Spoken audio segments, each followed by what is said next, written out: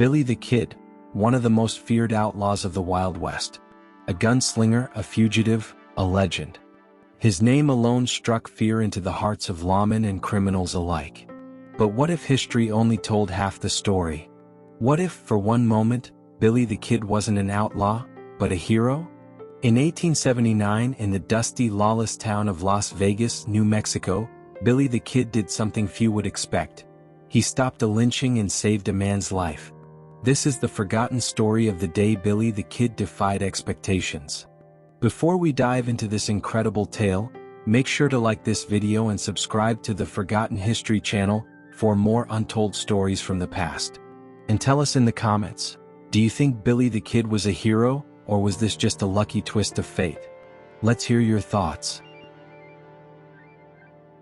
Las Vegas, New Mexico, 1879. A town of outlaws, drifters, and desperate men chasing fortune or fleeing justice. This was not the bright lights of the Las Vegas we know today. No, this was a powder keg of violence, where the law was often decided by the fastest draw and where a man's luck could change with the turn of a card or the flash of a gun. Saloons lined the dirt streets, their doors swinging open to gamblers, cowboys, and bounty hunters. The air reeked of whiskey and cigar smoke, and every night, the sounds of drunken laughter could be cut short by the crack of gunfire. In this world of high stakes and short tempers, one man sat at a poker table, unaware that the next hand he played might be his last. His name was José Chávez y Chávez, a man as dangerous as he was unpredictable. A gambler, a gunslinger, a survivor. Born to a Mexican father and a Navajo mother, he had learned from an early age that the world had little mercy for men like him. He had ridden with outlaws, fought in brutal skirmishes, and earned a reputation as a man you didn't cross. And on this particular night, under the dim glow of oil lamps, Chávez sat across from men who did not take kindly to losing. The cards hit the table. A winning hand for Chávez. He smirked, collected his earnings, and took a slow sip of his drink. But then, a fist slammed against the wooden table. A man across from him, his face red with anger, accused him of cheating. Voices rose. Chairs scraped against the floor. Hands drifted toward holsters. In a town where pride was worth more than gold, there was no greater insult than being called a cheat. The room fell into a dangerous silence. Then someone shouted, "String him up." The moment the accusation was made, the saloon transformed. What had been a rowdy but controlled poker game was now a powder keg ready to explode. Every man in the room knew what happened to cheats in the Wild West. There were no trials, no second chances. Only swift, brutal justice. Chávez tried to protest, but the mob had already decided his fate. Rough hands grabbed his coat, yanking him from his chair. His winnings scattered to the floor, forgotten in the chaos. The sound of breaking glass and overturned tables filled the air as chairs crashed to the ground. He fought back, but there were too many. Fists slammed into his ribs, boots stomped against the wooden floor as they dragged him toward the door. The cold night air hit his face as he was thrown into the street. Shift to historical perspective, reinforcing the brutality of frontier justice. This was the Wild West, a place where patience was short and tempers even shorter. When a man was accused, whether guilty or not, the verdict came swiftly, delivered by the mob. And in Las Vegas, New Mexico, a noose was often closer than a courthouse. Chávez gasped for breath, spitting blood into the dirt as boots scuffed the ground around him. Someone shouted, "To the hanging tree." Others cheered. A rope was pulled tight between rough hands. Someone threw the noose over the nearest wooden beam. The crowd buzzed with excitement, their blood running hot with whiskey and self-righteous fury. They wanted justice. They wanted a body swinging before sunrise. Chávez struggled, his heart pounding. The noose was tightened around his neck. In moments, he would be just another nameless man left dangling in the moonlight. And then, in the distance, hoofbeats. The noose tightened around Chávez y Chávez's neck. The rough fibers dug into his skin as the mob's shouting filled the cold night air. The crowd was restless, eager to see justice carried out the only way they knew how. There would be no trial, no second chances. Just a body swinging beneath the moonlight. Then the ground trembled. The distant thunder of hooves cut through the noise. At first, the mob ignored it, too focused on their prize. But the sound grew louder, the rhythmic pounding echoing through the streets. Shadows stretched across the dirt road as riders emerged from the darkness, their silhouettes backlit by the flickering glow of lanterns. The execution stalled as heads turned. The riders came fast, closing the distance in seconds.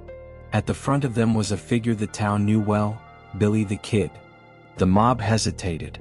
Billy was just 20 years old, but his reputation was larger than any man present. He had outrun sheriffs, gunned down rivals, and walked away from battles that should have been his last. His presence alone carried weight. And he was not alone. His gang fanned out behind him, each one armed and watching the growing tension in the crowd. Billy's horse came to a stop, dust swirling around its hooves. The air was heavy with anticipation. Some in the mob gripped their weapons, while others glanced nervously at the outlaws who had just arrived. In the Wild West, there were moments when bloodshed was inevitable. This could have been one of them. But instead of reaching for his revolver, Billy did something unexpected. He spoke. The leader of the mob, a large man with a thick beard and a gun belt worn from use, stepped forward. His stance was rigid, his hand resting near his holster. He locked eyes with Billy and made it clear that this was his town and his law. The standoff lasted only a few moments, but it felt longer. The weight of Billy's reputation hung in the air. The men in the mob had heard the stories, how fast he was, how little hesitation he had when it came to pulling the trigger. Some of them had seen it firsthand. And none of them wanted to find out how true those stories were. The leader of the mob exhaled, then stepped back. His hand moved away from his gun. That was all it took. One by one, the men followed his lead. The noose was loosened, then removed. The execution was over. Billy had won, not with bullets, but with his name, his presence, and the quiet understanding that this was not a fight anyone wanted. Chávez y Chávez took a deep breath, rubbing his neck where the rope had left its mark. He glanced at Billy, who gave a small nod before turning his horse. Without another word, Billy and his gang rode back into the night, leaving the town behind. The crowd slowly dispersed, the excitement fading into the darkness. Billy the Kid was known for his violence. His name would be written in history books as an outlaw and a killer. But on that night in Las Vegas, New Mexico, he did something different. He saved a man's life. And for those who witnessed it, the story would never be forgotten.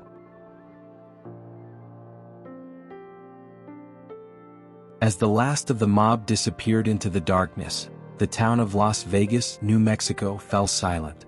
The noose, once pulled tight around José Chávez y Chávez's neck, now lay in the dirt, trampled and forgotten. He stood there for a moment, rubbing his throat where the rope had burned his skin. A few of the townspeople lingered, watching in disbelief. Just minutes ago, they were certain they would witness an execution. Instead, they had seen something far more unexpected. Billy the Kid had stopped a hanging without firing a single shot. Chávez took a deep breath and turned toward the spot where Billy and his gang had been only moments before.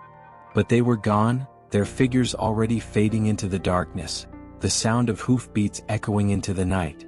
Billy had done what no one expected.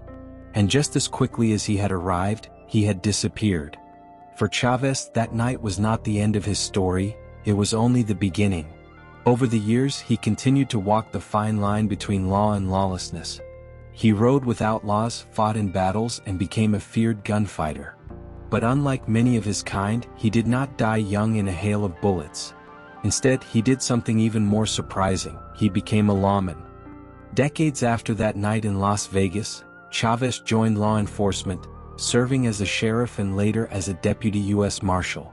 He was a man who had once been condemned by the mob, yet he later carried a badge enforcing the same laws that had nearly cost him his life.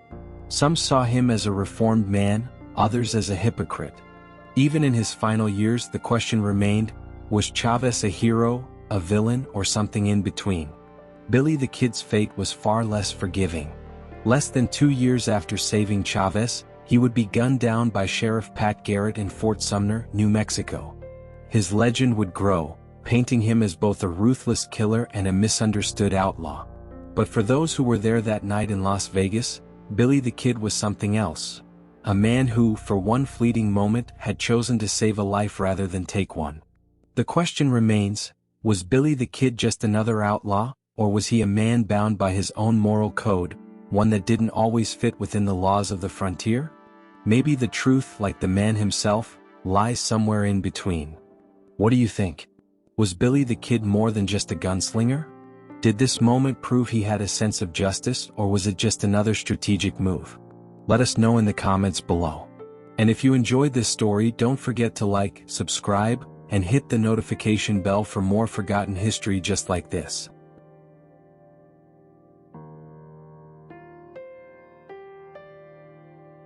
As the night gives way to the quiet light of dawn, we are left with a lingering question about a man whose actions defied easy definition. Billy the Kid, infamous for his outlaw ways, showed that even in the brutal landscape of the Wild West, there could exist a personal sense of justice. His decision that night to save a life challenges the legend of a ruthless killer and invites us to reconsider the man behind the myth. In a world where violence often spoke louder than words, Billy's single act of intervention whispered of a deeper, more complex morality. It reminds us that history is rarely black and white. Sometimes, it is painted in shades of gray. What if the true measure of a man isn't solely in his deeds of bloodshed, but in the rare moments when he chooses mercy over mayhem? Now, we leave you with this thought. Was Billy the Kid's legacy more than just violence? Could history have seen him in a different light if that one act of unexpected compassion had rewritten the story? Share your thoughts in the comments below, and if you found this tale as thought-provoking as we did, remember to like, subscribe, and join us for more forgotten histories that challenge what we think we know.